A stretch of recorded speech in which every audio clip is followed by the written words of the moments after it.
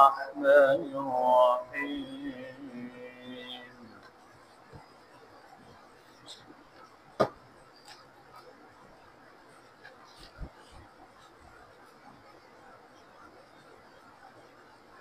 هل أتاك حديث موسى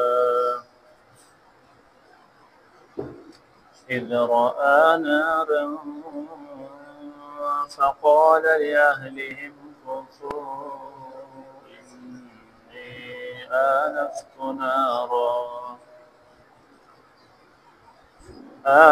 نارا لعلي آتيكم منها بقبس أو أجد على النار هدى فلما أتاها نودي يا موسى إني أنا ربك فاخلع عليك إنك بالوادي المقدس طوى وأنا اخترتك فاستمع لما يوحى إنني أنا الله لا إله إلا أنا فاعبدني وأقم الصلاة لذكري. د سورة طه نهم نمبر آیات دی 9 نمبر آیات د سورة طه د دیزنا الله جل شانه د موسی علیه السلام هغه واقعه بیانوي. موسی علیه السلام څنګه دایل ویشو د فرعون په کور کې یو ورځ د قبطي او د اسرائیلي په خبره جګړه راغله. نو دغه اسرائیلي موسی علیه السلام ته आवाज وکړ. موسی علیه السلام راغلو او د فرعوني یوسف خو چې دا غي سره هغه مړ شو. کله د فرعون دربار ته دا خبر ورسېدو نه هغوی د موسی علیه السلام د قتل منصوبه جوړه کړه. نعوذ بالله.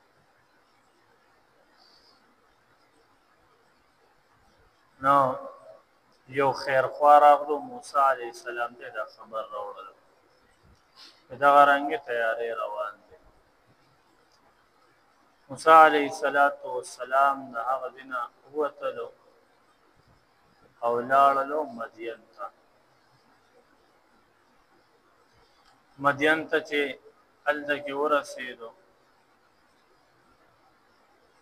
نو هلته کې د شعیب علیه السلام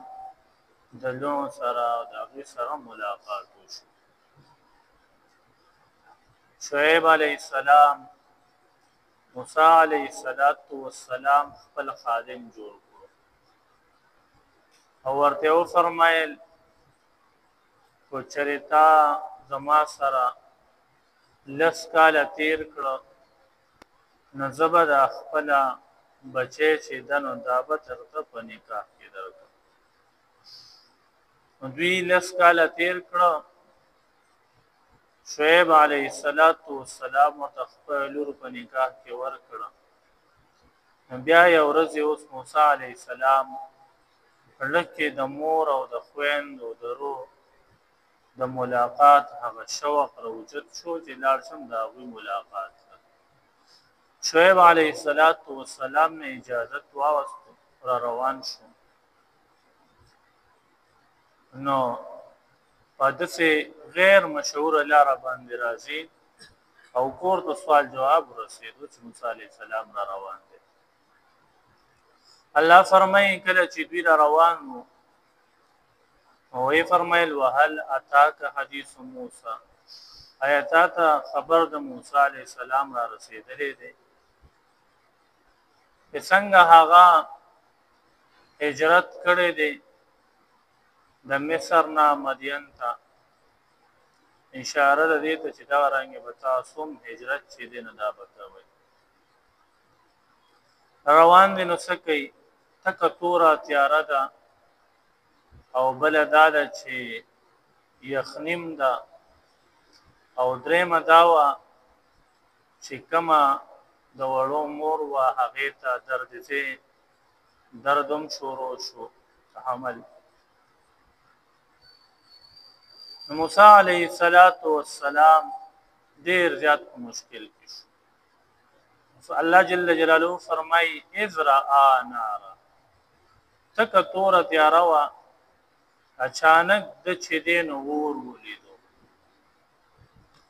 فقال لاهلهم كثوا نوی ویری د خپل اهل والتا چې دلته کې او پاتې شي دلته کې کینه انی آنستو یقینا زرورم نارن یو اور ذوینم اور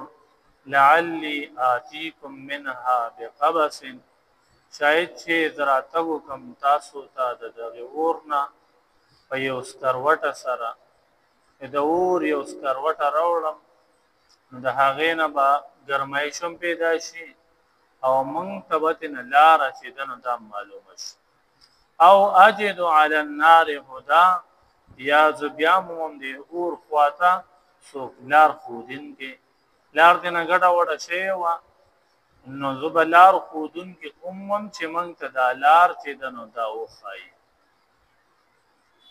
چې کله هغه اور لرو رسیدون الله فرمای موسی علیه السلام چې کله دی ور لرور سو چې وی قتل نه دا ور چې دین دا په یوونه کې بلیږي او دا داسې تیز بلیږي چې څومره دی دا روشنايي تیزیږي نو دونه باغونه کې شینواله زیات پړقي دغه اور کار خداوي چې دې سوځول کوي خدغل ته اور داسې دی چې څومره سیوا کیږي نو دونه شینواله سیوا کیږي دونه هغه رونق نورم سیوا کیږي موسی علیه السلام دا سوچو کو چې د اور سره به وسانګ اوس وځي ورا غزاره به دا به اوس وجرا لاس ورچې نو ورته نورم برکی یا یو روایت کې راځي چې موسی علیه السلام د سوچ خشاک را جمع کو او دای ور وړلو چیرې د سره کو سوور ته چې دا بدن سره یو او چې څنګه بلاس ور برکی ولو نو اور به په برات موسی علیه السلام سره یې پیدا شو الله جل جلاله واصف فلما اتاها بصر کله چې موسی علیه السلام راغلو نودیا او आवाज وکړ شو یا موسی اے موسی علیه السلام د کله د یا موسی आवाज شو د الله جل جلاله د طرفه موسی علیه السلام ډیر زیات خوشاله شو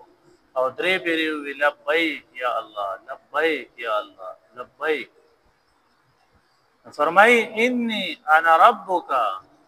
اے موسی بشک زو ستا رب یم فخلعنا علیک ته خپل سپلای چې دین دا و باسا خپل چفړې دا و باسا دا پاو سپلو یا د چپړو د وستلو حکم ولیو نو اداره چې دا سپلای خو یا ګنده وي یا دا د خر د سرمنې نه جوړ شي دی وجنه وته انک بشکت چی بالواد المقدس وادي مقدس کې په خزه کې توا جوادي توا نو چې کلم سړی مقدس زیتا دا داخليږي نو دل فکار دی چې خپل پیزار چې دینو دا مخ کې وباسي چې چره ګندا او نجسی نو خپل پیزار دا ببار وباسي مسجد نه بهر دا غزه چې الله کې څوک مون نه کوي وانا اخترتک الله جل جلاله ته فرمای او یقینا زغور کوم تعالی را دا پیغمبري چې دا چا میراث نه نه بلکې دا د الله جل شانه د طرفه خلق لره مستحق جوړي دا د الله خو خره چې چاله پیغمبري ورکي او چاله نه ورکي الله فرمای وانا اخترتک وزغورکم تعالی را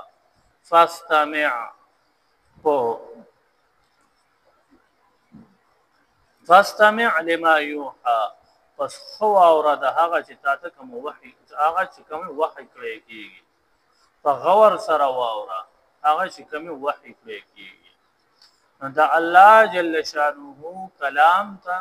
موسی علیه السلام تم خطاب شوی دی چې دا الله دا کلام خپ غور سره چې دنو دا واوره څنګه موسی علیه السلام سره الله جل شانه کلام کړی وو دا غرنګ منګ او تاسو سره هر شپه چې دین الله جل جلاله کلام کوي